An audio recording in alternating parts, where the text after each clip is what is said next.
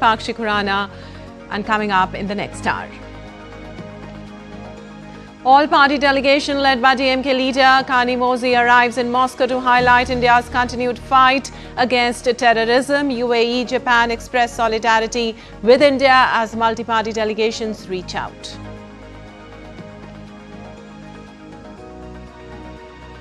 India welcomes UK-Mauritius deal on Chagos Islands in Indian Ocean. Chagos archipelago to be handed over to Mauritius. US-UK military facility at Diego Garcia will remain in operation.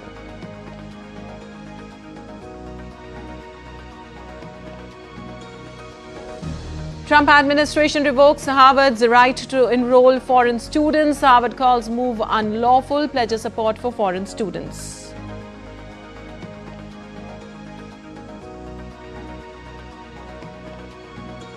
Iran warns that there will not be any nuclear deal if the sole purpose of talks is to stop uranium enrichment. Fifth round of talks with the US in Rome today.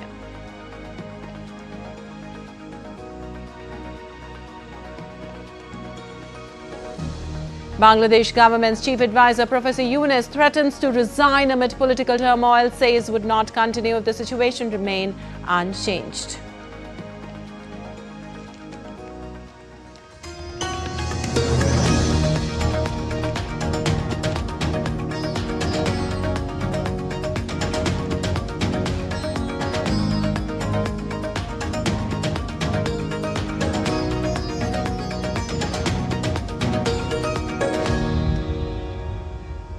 And on to the details now. The third all-party delegation, led by DMK Member of Parliament Kani Mozi, arrived in Moscow ahead of India's global outreach program on Operation Sindoor. The delegation was received by India's ambassador to Russia, Vinay Kumar. A busy schedule of meetings and interactions awaits the delegation in Moscow on Friday and Saturday. The delegation would carry forth the country's strong message of zero tolerance for terrorism in all its forms and manifestations. During the course of their stay in Moscow, the delegation will be interacting with senior dignitaries from the Federation Council and the State Duma of the Federal Assembly of the Russian Federation, Ministry of Foreign Affairs and other key interlocutors in think tanks and media. The all-party delegation will also visit Slovenia, Greece, Latvia and Spain. The all-party delegation will project India's national consensus and resolute approach to combating terrorism in all its forms and manifestations. It will convey to the world the country's strong message of zero tolerance for terrorism.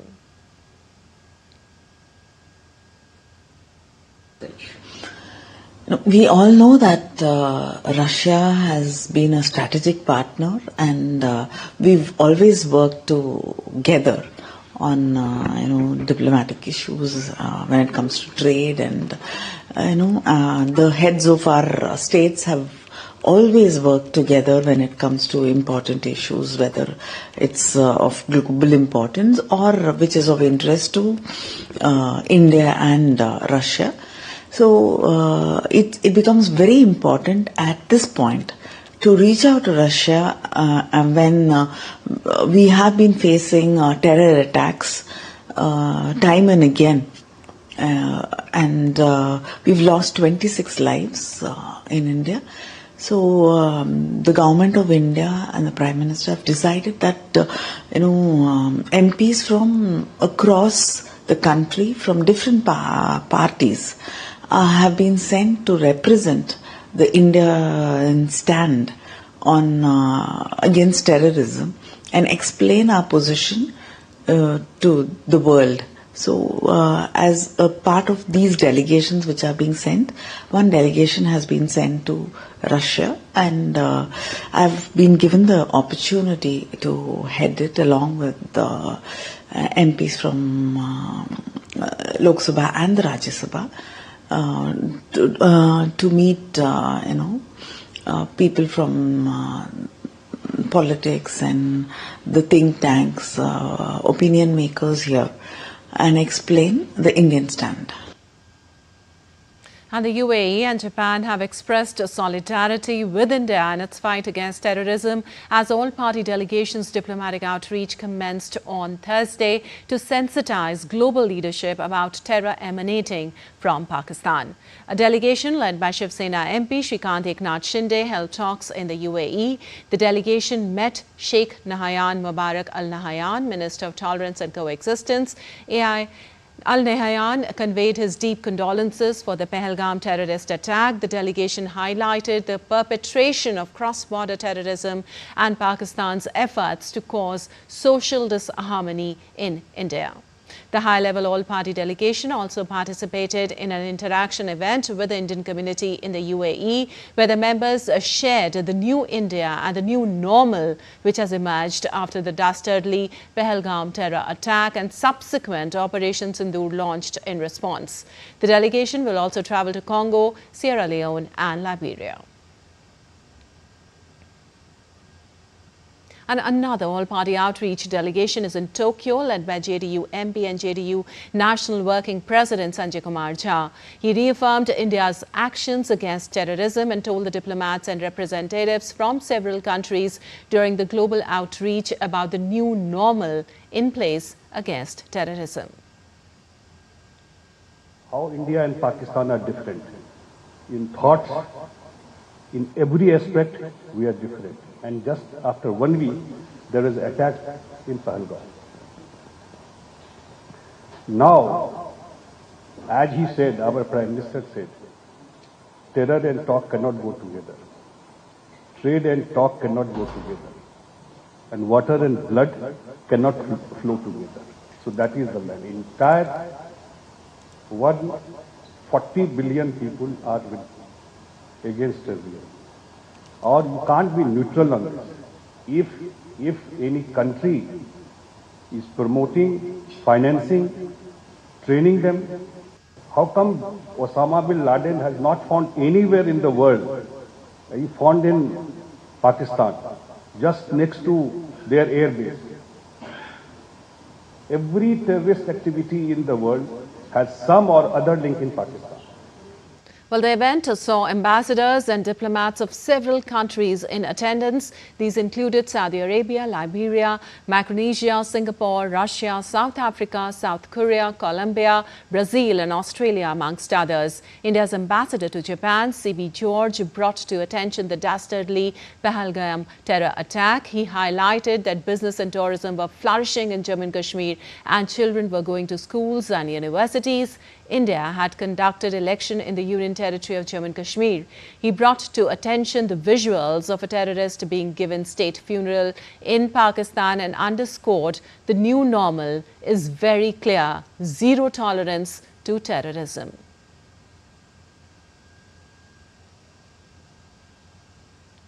And in an attempt to reach out to citizens across the nation to raise awareness about Operation Sindoor and its significance for India's security and sovereignty, an 11-day-long Tiranga Yatra was held across the country from May 13th. The campaign was not a political program and tried to galvanize people over an issue that has drawn support from all sections of society. Operation Sindoor was launched on May 7th to strike multiple terror sites in Pakistan and Pakistan-occupied Kashmir in retaliation for a deadly attack in Jammu and Kashmir's Pahalgam on April 22nd, in which 26 tourists were killed. In addition to eliminating over 100 terrorists, the strikes targeted 11 air bases inside Pakistan and inflicted significant damage on their military capabilities. The air, land and sea operations were carried out with calibrated restraint, with an emphasis on minimizing civilian casualties. And on the last leg of 3 European nation tour, India's External Affairs Minister, Dr. S. Jaishankar, is in Germany, interacted with members of German Bundestag in Berlin. The members appreciated the strong support for continued growth of India-Germany relations. Also, they discussed India's firm commitment of combating terrorism in all its forms and manifestations. Earlier in the day, External Affairs Minister Dr. Shankar chaired the Regional Conference of Ambassadors in Europe in Berlin. During the meeting, the leaders discussed Operation Sindoor and shared the message of zero tolerance for terrorism. They also deliberated on various aspects of more deeply engaging Europe at a time of change. And before Germany, External Affairs Minister Dr. Shankar also visited Netherlands and Denmark. And India welcomed the signing of the treaty between the United Kingdom and the Republic of Mauritius on the return of Mauritian sovereignty over the Chagos archipelago, including Diego Garcia. External Affairs Ministry in a statement said the formal resolution of the long-standing Chagos dispute through this bilateral treaty is a milestone achievement and a positive development for the region.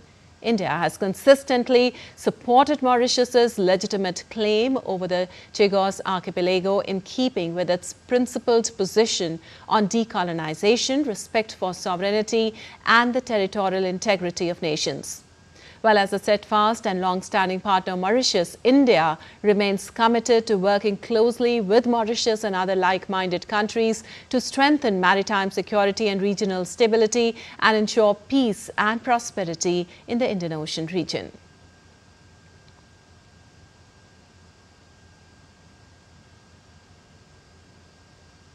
Moreover, the United Kingdom has also signed a deal to hand over sovereignty of the Chagos Island to Mauritius. In an agreement, Britain says will also ensure the future of a strategically important US military base. Under the deal, the UK can continue leasing the largest of the islands, Diego Garcia, keeping the key military facility in British and American hands for at least 99 years.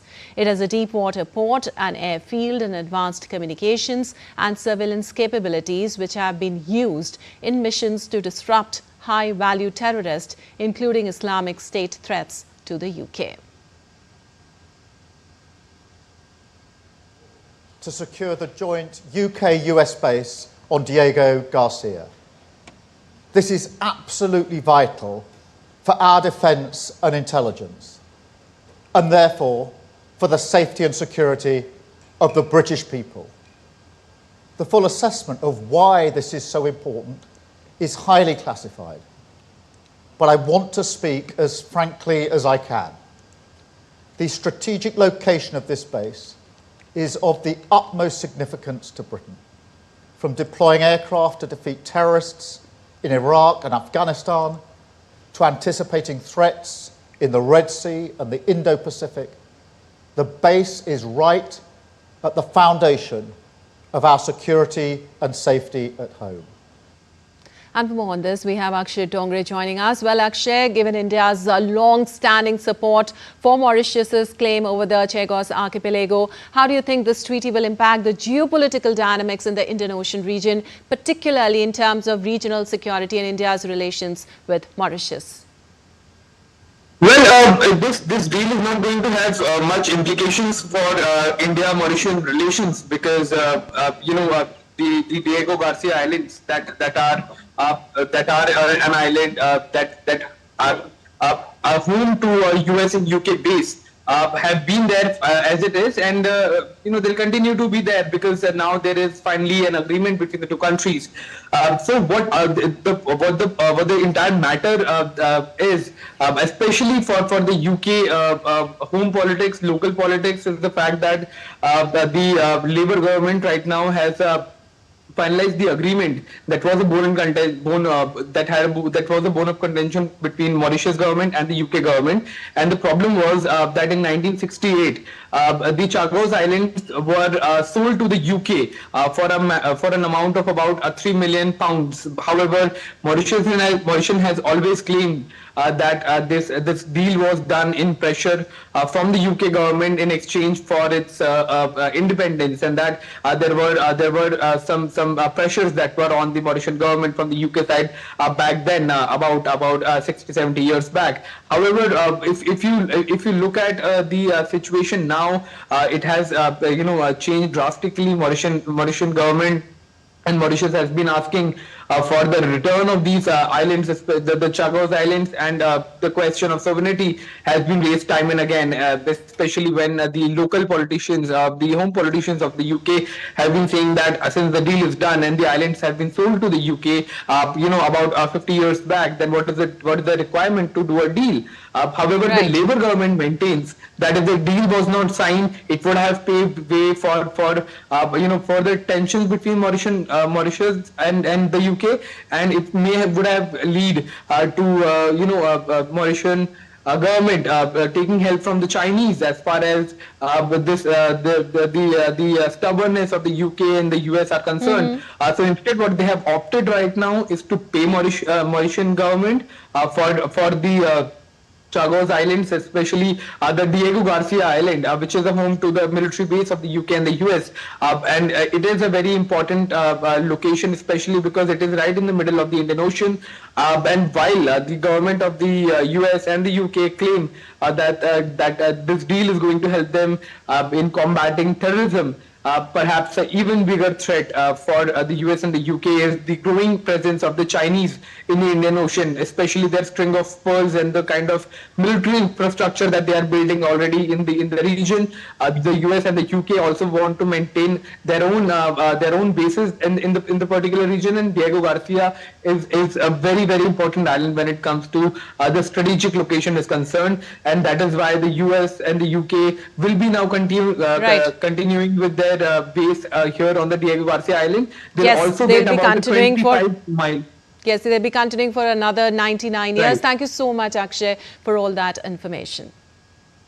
And moving on, with an aim to highlight Northeast region as a land of opportunity, attracting global and domestic investment and bringing together key stakeholders, investors and policymakers on a single platform, Prime Minister Narendra Modi will inaugurate the Rising Northeast Investors Summit today at around 10:30 a.m. IST at Bharat Mandapam in New Delhi.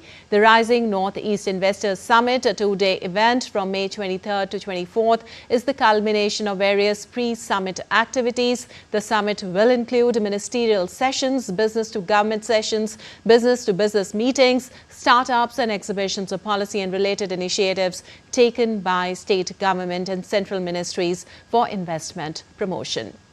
Well, the main focus sectors of investment promotion include tourism and hospitality, agro-food processing and allied sectors, textiles, handloom, handicrafts, healthcare, education and skill development, information technology or information technology-enabled services, infrastructure and logistics, energy and entertainment and sports.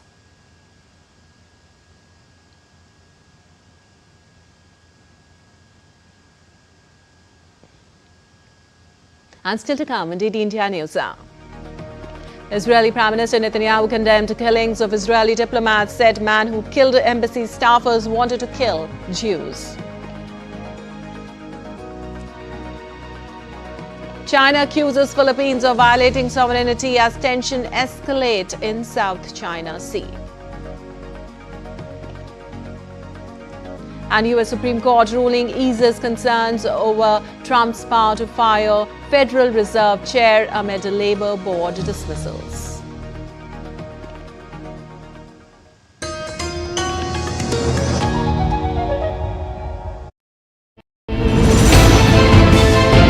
Geopolitics and trade deals. Economic challenges amid development. Hard work and the path to prosperity. It's the economy always. Between walkers, money is what money does and says. Supply creates its own demand. Between the bulls pulls and bears tears. When supply chains globalization and India rises to the podium. We'll get you centered with the Economic Brief at 8 p.m. every Thursday on DD India.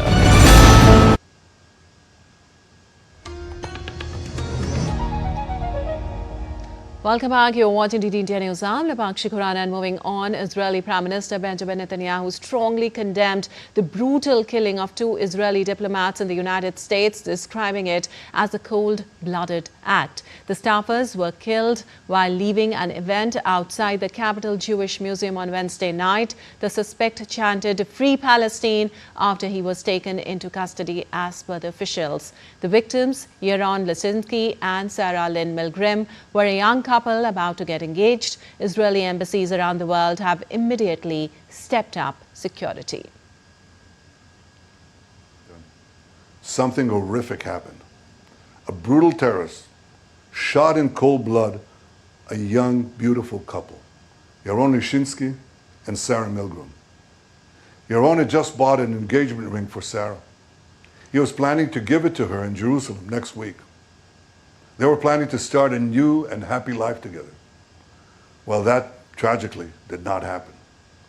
Yaron and Sarah weren't the victims of a random crime. The terrorist who cruelly gunned them down did so for one reason and one reason alone. He wanted to kill Jews. And as he was taken away, he chanted, "Free Palestine." This is exactly the same chant we heard on October.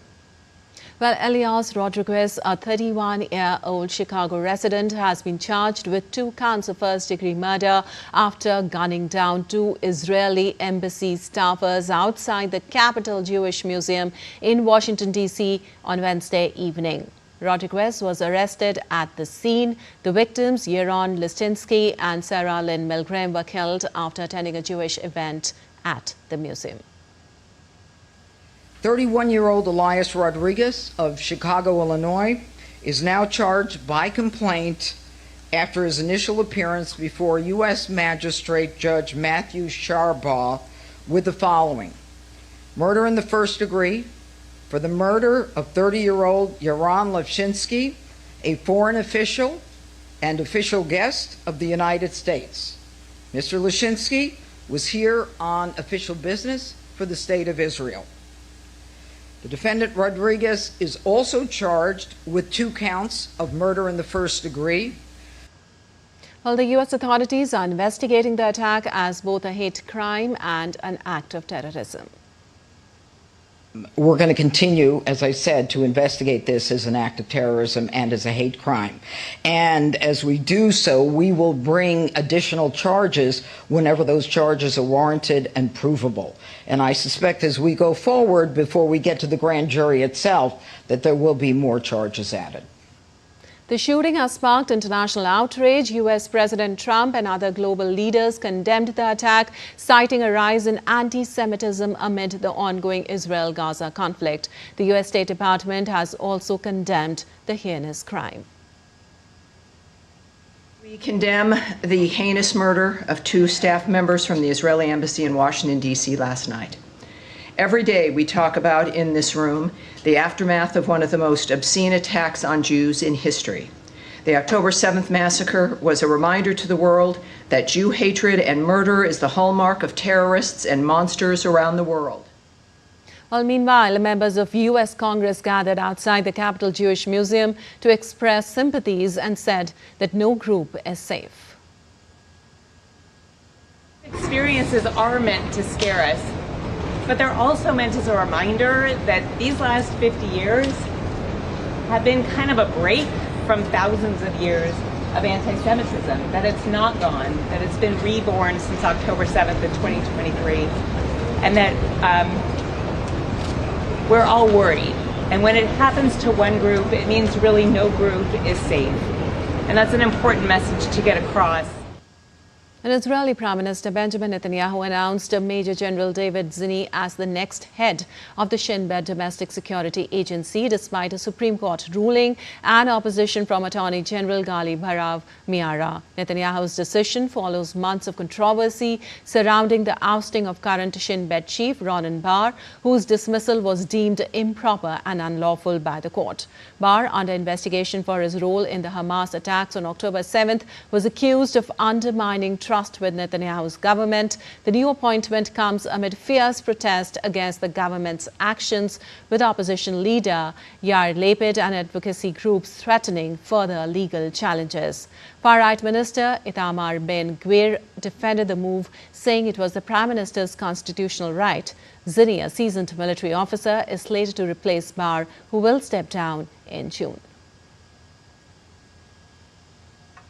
And the fifth round of indirect talks between Iran and the United States will be held on Friday in Rome. U.S. Special Envoy Steve Witkoff will attend a new round of talks with an Iranian delegation over Tehran's nuclear program. Providing details of the Trump-Netanyahu call, White House Press Secretary Caroline Leavitt said that Trump believes negotiations with Iran are moving in the right direction. The president spoke to Prime Minister Benjamin Netanyahu today. They had a productive discussion. They discussed many things, including, of course, the tragic shooting that took place here in Washington, D.C. last night. But they also did talk about a potential deal with Iran, which the president believes is moving along in the right direction. And as the president told me, and he's told all of you, this deal with Iran could end in two ways. It could end in a very positive diplomatic solution, or it could end in a very negative situation for Iran. So that's why these talks are taking place later this week. While Iranian Foreign Minister Abbas Araghchi said in a televised interview on Thursday that if the United States aims to end uranium enrichment, then there will be no nuclear deal. As American officials have expressed in their interviews that they do not believe that any enrichment can continue in Iran, and they think that we should cease all enrichment activities. If that is their goal, there will be no deal. If they want to take away the right of the Iranian people to use nuclear energy peacefully, we will not have any agreement at all. Well, Oman has long served as a mediator between U.S. and Iran, facilitating quiet diplomacy amid tensions over Iran's nuclear program and regional security. And moving on, a U.S. Supreme Court ruling in a legal battle over President Donald Trump's firing of two federal labor board members contained a line that eased, for now, worries that the cases could open the door for Trump to fire Federal Reserve Chair Jerome Powell at will. The court's order allows Trump to keep the two Democratic Labor Board members sidelined while they challenge the legality of their removal. Lawyers for Gwynne Wilcox, who was removed from the National Labor Relations Board, and for Kathy Harris, who was dismissed from the Merit Systems Protection Board, had argued that a ruling in favor of the Trump administration could undermine legal protections for Fed policymakers, long seen as being insulated from presidential dismissal for reasons other than malfeasance or misconduct.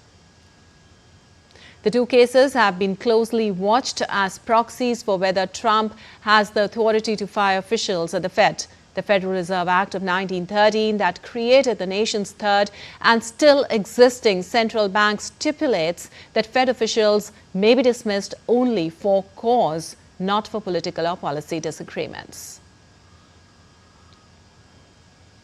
And U.S. President Trump's so-called Big Beautiful Bill, a sweeping tax and spending overall, barely passed the House by a single vote on Thursday. But the real battle begins now.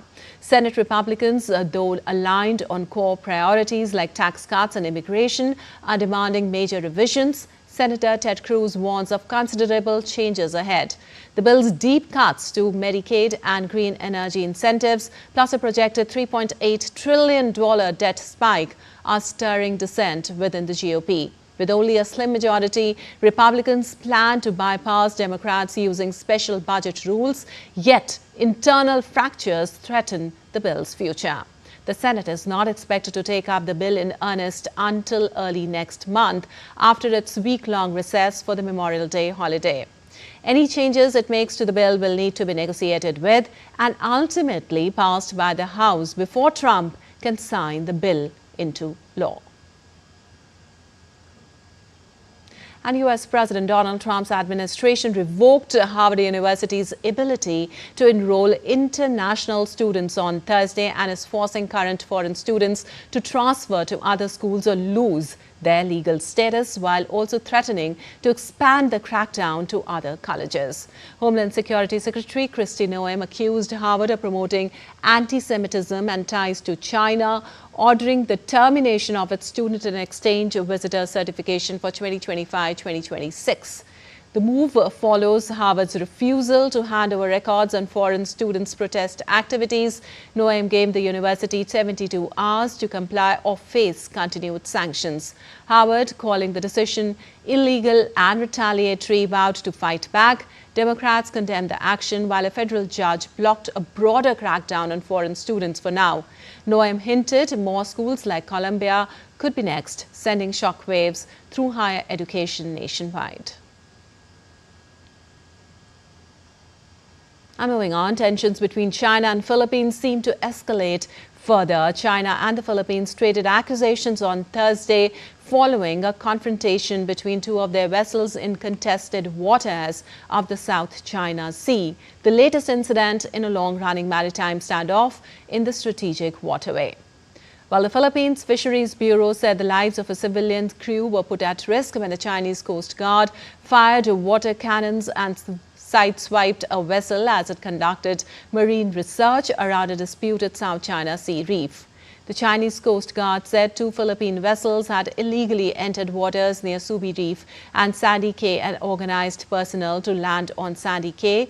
A collision occurred after one of the Philippine vessels ignored multiple warnings and approached a Chinese vessel dangerously, the Coast Guard said, placing full responsibility for the incident on the Philippine side. On the other hand, the Chinese statement did not mention any use of water cannons. And still to come, DD India News Hour. G7 finance ministers wrap up talks in Banff, express optimism of reducing global economic uncertainty amid ongoing trade tensions. Deadly aircraft crash in San Diego kills 2, injures 8 as plane strikes power line and residential area. And we'll also give you weather updates from around the world.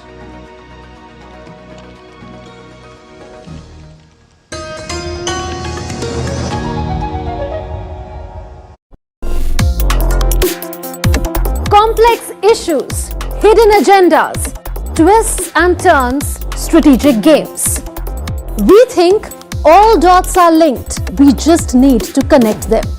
Join me every week as I connect the dots to unravel hidden designs in statecraft, mysteries, and decode issues that matter to you.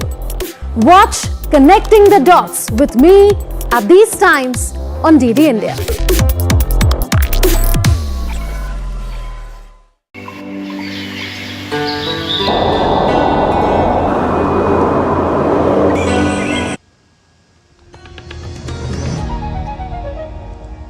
Welcome back. You're watching DD India News. I'm Lipakshi Khurana, and time now for a quick recap of the headlines. All-party delegation led by DMK leader Kanimozhi arrives in Moscow to highlight India's continued fight against terrorism. UAE, Japan express solidarity with India as multi-party delegations reach out. India welcomes UK-Mauritius deal on Chagos Island in Indian Ocean. Chagos Archipelago to be handed over to Mauritius. US-UK military facility at Diego Garcia will remain in operation. Trump administration revokes Harvard's right to enroll foreign students. Harvard calls move unlawful, pledges support for foreign students.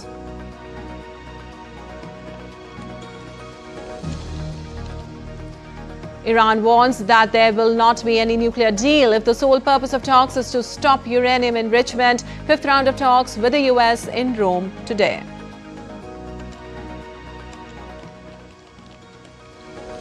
And Bangladesh government's chief advisor, Professor Yunus, threatens to resign amid political turmoil, says would not continue if the situation remain unchanged.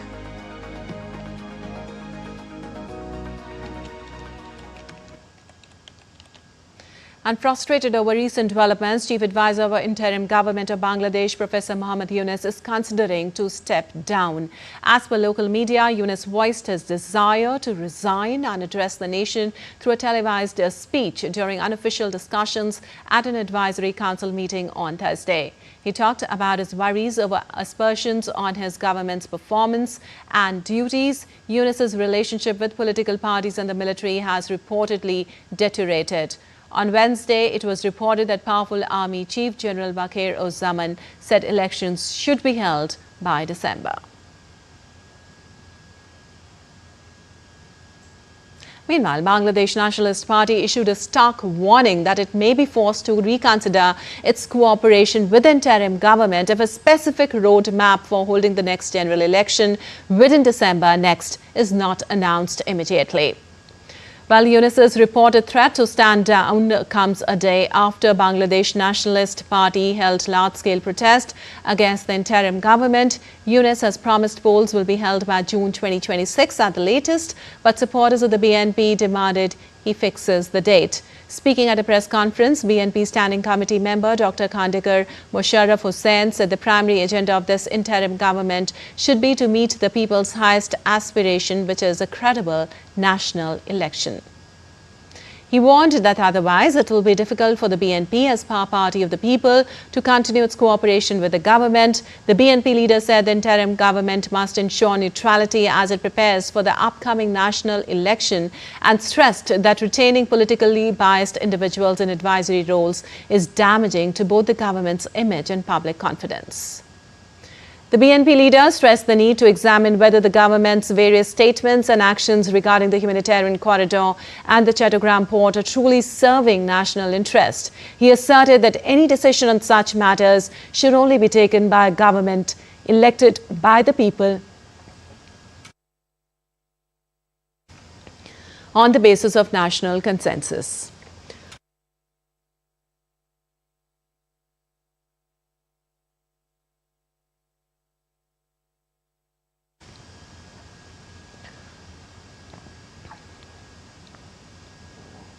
And for more on this, we have Naval Singh Parmar joining us on the phone line from Dhaka. Well, Naval Singh, with Professor Yunus expressing frustration and potentially considering stepping down, what do you believe the immediate impact of his resignation would be on the political stability of Bangladesh, especially in terms of the ongoing negotiations with the BNP and the military's role? Well, actually, in last 3-4 days, some political development what happened here in Bangladesh that has created politically heightened situation in Bangladesh. First and foremost, the army chief, Bangladesh army chief, held a meeting with the caretaker interim government, and then after he held a meeting with the officers of Bangladesh army from rank of colonel to the major general level, and most of the officers were present in the meeting taken by the army chief. And after that, army clarified that this is the interim government and it is not having a mandate of people, so they cannot take a policy decision like having a humanitarian corridor to Myanmar, as well as handing over the Chattogram port to the foreign entities. And then after, they also said that by the end of December this year there should be election, and it is the demand of the people and it is will of the people and it should be respected. Then after, BNP become vocal and they demand, they came on street and they made some allegation against the National Security Advisor, Mr. Khalilur Rahman. Last month, he was appointed as a National Security Advisor by Yunus administration while army chief was on foreign tour. So he took up the issues that it is the undermining action by the interim government to the armed forces of Bangladesh, and it cannot be tolerated. And some of the section of the local raised the issue of nationality of the National Security Advisor also, and he was spearheading the humanitarian corridor issue, and Yunus and National Security Advisor received setback from the army side. Then BNP become vocal. They demanded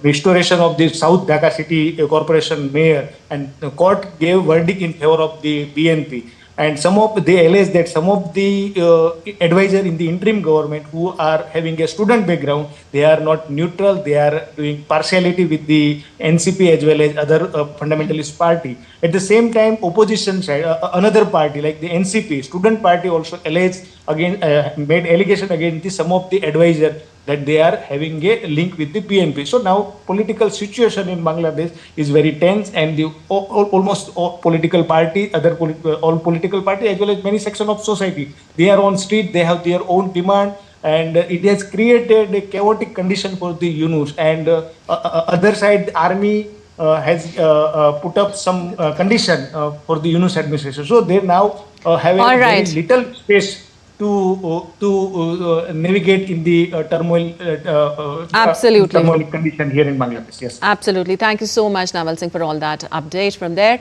And moving on, G7 finance ministers concluded their talks in Banff, Canada on Thursday, expressing optimism about reducing global economic uncertainty despite ongoing trade tensions and disagreements over tariffs. While acknowledging the challenges of US President Donald Trump's tariffs, which have caused global turbulence, the ministers agreed that uncertainty had lessened since its peak. Canadian Finance Minister Francois Philippe Champagne called the discussions constructive, while U.S. Treasury Secretary Scott Bessent claimed the meeting went well despite pushback on tariffs. Tiff Macklem, Governor of the Bank of Canada, said G7 finance leaders are pleased to see uncertainty has come down, but we clearly have more work to do after a three-day gathering in Canada clouded by turmoil from U.S. President Donald Trump's tariffs. The communique highlights that we are pleased to see that uncertainty has come down, but we clearly have more work to do. And I think there was a clear message in the communique that we are committed to continuing to reduce that uncertainty, and that includes around trade and tariffs.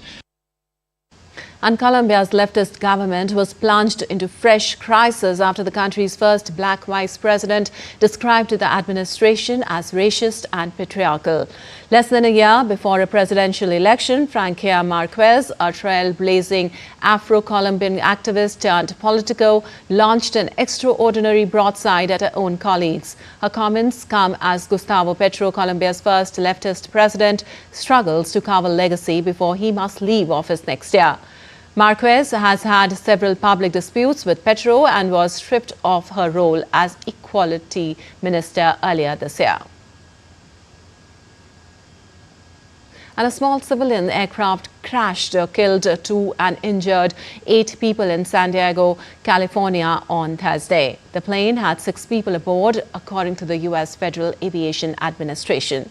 The accident happened in thick fog when the plane, which had come via Kansas, was nearing the Montgomery Gibbs Executive Airport. One of the dead was identified as Dave Shapiro, a music agent who founded San Diego-based Sound Talent Group. The company said 2 other members of staff who were aboard the plane had also died. It was not clear what had happened, but the fire department's Eddie said a nearby power line appeared to have been clipped.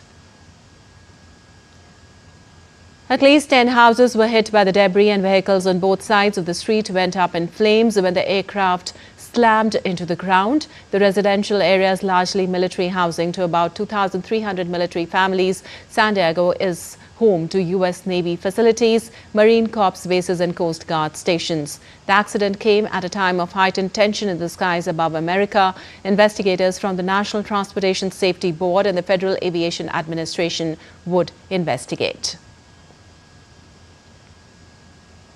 And in China's Inner Mongolia, breathtaking natural phenomena is unfolding where a mesmerizing amber hue blooms all around. As winter ice and snow melt in the greater Khingan Range forest area, minerals and soil mix with the water, turning the river into a mesmerizing amber hue. The seasonal transformation seen very recently has drawn visitors eager to witness the golden glow. The phenomena, which occurred recently, highlights the beauty of nature's cycles and the unique landscapes of Inner Mongolia. And now some weather updates. The U.S. National Oceanic and Atmospheric Administration on Thursday predicted a more intense Atlantic hurricane season this year. The agency is forecasting a 60% chance of an above normal season, with between 13 to 19 named storms and 6 to 10 are expected to become hurricanes, while including 3 to 5 major hurricanes classed as categories 3, 4 or 5 with sustained winds of at least 111 meters per hour. There is also a 30% chance of a near normal season and a 10% chance of a below normal season. Last year, 5 storms that were big enough that they were assigned names and caused economic losses exceeding $1 billion. The forecast cites a confluence of factors: neutral conditions in El Nino, southern oscillation climate pattern, warmer than average ocean temperatures, predictions of weak wind shear, and increased activity from the West African monsoon, the starting point for Atlantic hurricanes. Also, severe flash flooding on Australia's southeast coast has claimed at least 3 lives and isolated entire towns, leaving tens of thousands of residents stranded.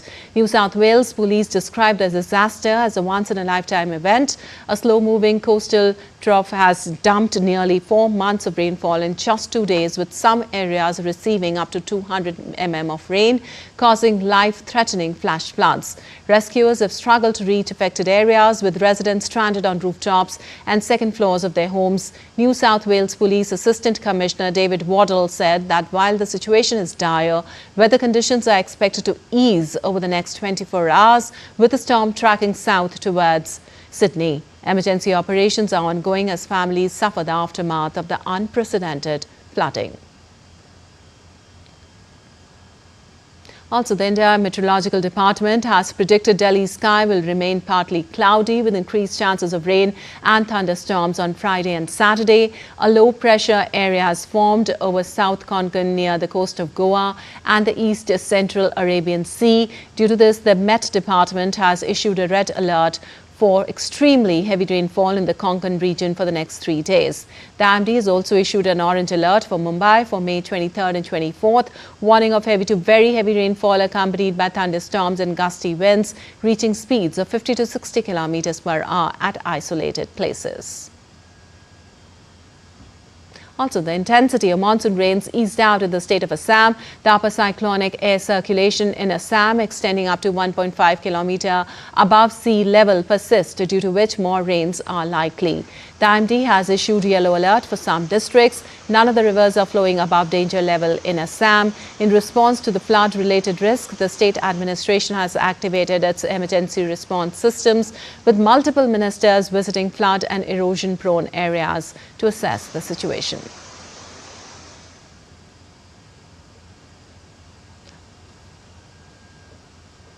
Also, Srinagar city recorded the highest maximum temperature in the month of May in nearly 6 decades on Thursday, as the temperature settled at 34.4 degrees Celsius. It said that Srinagar logged the highest maximum temperatures, which is the highest in the month of May in 57 years. According to officials, an all-time high in the month of May was recorded at 36.4 degrees Celsius on May 24th, 1968. And Trescent Studio in Dubai has made culinary history by becoming the first ever Indian restaurant in the world to be awarded 3 Michelin stars. The fine dining restaurant, led by chef Himanshu Saini, was honored at the Michelin Guide's 4th Dubai ceremony alongside another top winner, FZN by Bijon Francine. Located on Dubai's iconic Palm Island, Trescent Studio specializes in reimagining Indian cuisine by blending traditional flavors with innovative techniques, often using locally sourced sustainable ingredients. The restaurant's 20-seat intimate setting and open kitchen provide a unique dining experience. Chef Saini expressed his pride, saying he hopes the achievement will inspire younger chefs. Michelin Guide International Director Gwendol Polinek called him a pioneer for Indian culinary talent. This recognition highlights the growing global influence of the Indian cuisine, particularly in cosmopolitan cities like Dubai. I hope this sparks generations. I hope this motivates all the younger upcoming chefs. It's a dream which is possible, and and I think this can only make our cuisine go much more forward, much more be much more prouder. I think it's a great time for Indian food. Well, today I realize what is the word called only and how heavy it is when we are awarded as the only Indian restaurant. So today I understand the word called only very well. And on to some business news now. Japan's core inflation rate accelerated in April to 3.5% as rice prices almost doubled year on year. The consumer price reading, excluding fresh food, up from 3.2% the previous month, was slightly above the market forecast and will likely cement expectations that the Bank of Japan will increase interest rates. Overall, unadjusted inflation was 3.6%, the same level as in March. Underlying inflation has been above the Bank of Japan's target rate of 2% for around 3 years. The BOJ at its last meeting in early May kept its main interest rate steady, but it warned that tariffs were fueling global economic uncertainty and revised down its economic growth forecast for Japan. Well, you're watching TT India News. Our time now for some sports news. Indian shooter and Olympian Raisa Dillon has won the silver medal in women's skeet event at the ISSF Junior World Cup in Germany. The Indians struck 51 targets in the 60-shot final to finish behind Britain's Ferb Bodley Scott. This is Raisa's first individual ISSF World Cup medal. It was also India's third medal at the prestigious tournament and second silver to go with Kanak's gold in the women air pistol event.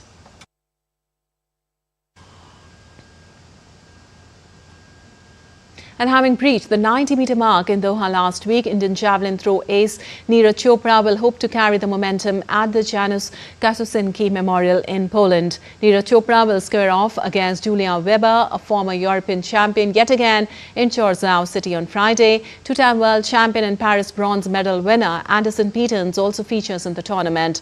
This will be Neeraj Chopra's third event of the 2025 athletics calendar. He won the Poch Invitational meet in South Africa in April before bettering his own personal best at the Doha Diamond League last week.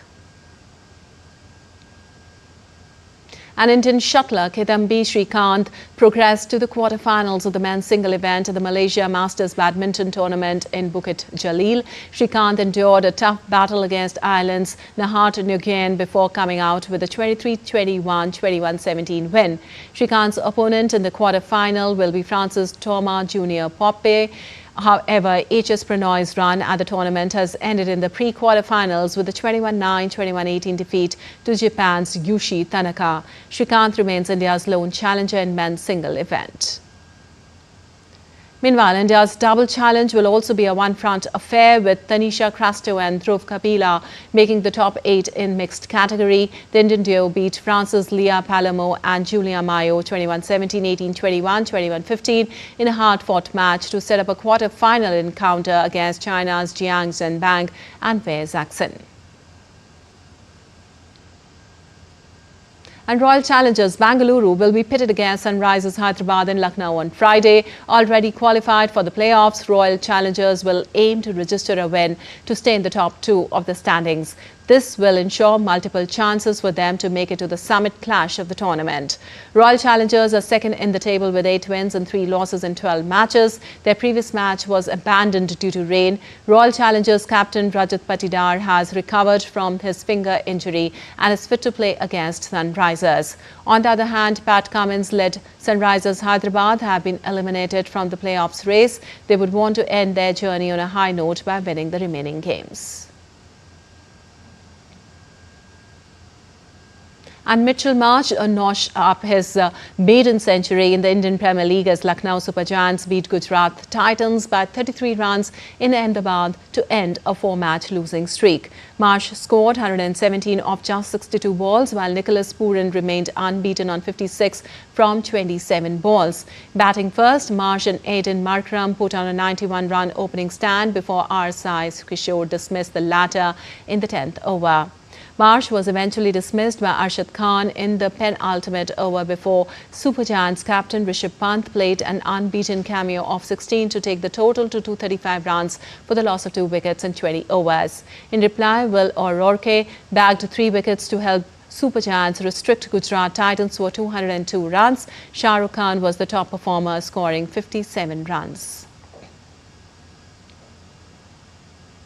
And Roland Garros has announced players to draw for French Open starting 25th of May. Defending men's champion Carlos Alcaraz opens his title defense against Japan's former world number 4, Kei Nishikori. Novak Djokovic, who is aiming for a standalone record 25th Grand Slam, has been pitted against American Mackenzie McDonald. Djokovic could face Sinner in the semi-finals. Sinner, beaten by Spain's Carlos Alcaraz in the Italian Open final on Sunday in his comeback tournament, was drawn in the same half as 24 times Grand Slam champion Novak Djokovic, last year's runner-up Alexander Zverev and several French hopefuls at Roland Garros. And after 12 glittering years in the Spanish capital, Croatian star soccer player Luka Modric has announced that he will leave Real Madrid following the summer's FIFA Cup World Cup. The Croatian maestro, who has been the heartbeat of Madrid's midfield since 2012, became the most decorated player in the club's illustrious history.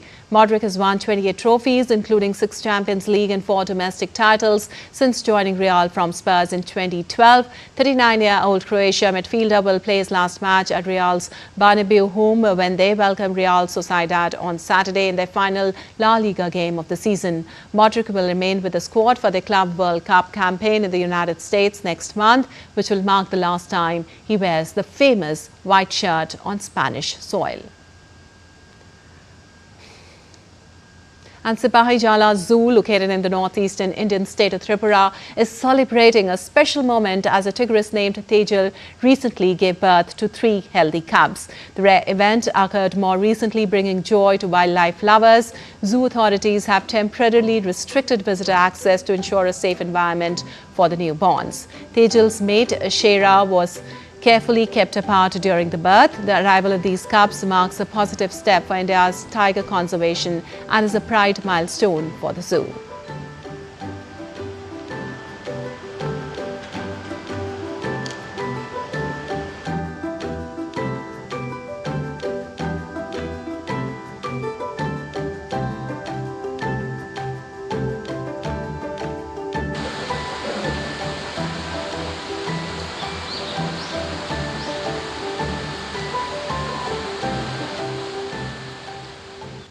All right, that's all for this edition of DD India News Hour, but let us know your thoughts on the news of the day. For those on the go, you can get all the latest news and updates from India and across the world on the DD India mobile app. The app is available on both Android and iOS platforms. Scan the QR code on the screen to download now. We'll be back with more news as it breaks here on DD India. I'm Lipakshi Khurana from all of us here in Delhi. Thanks for watching DD India News Hour.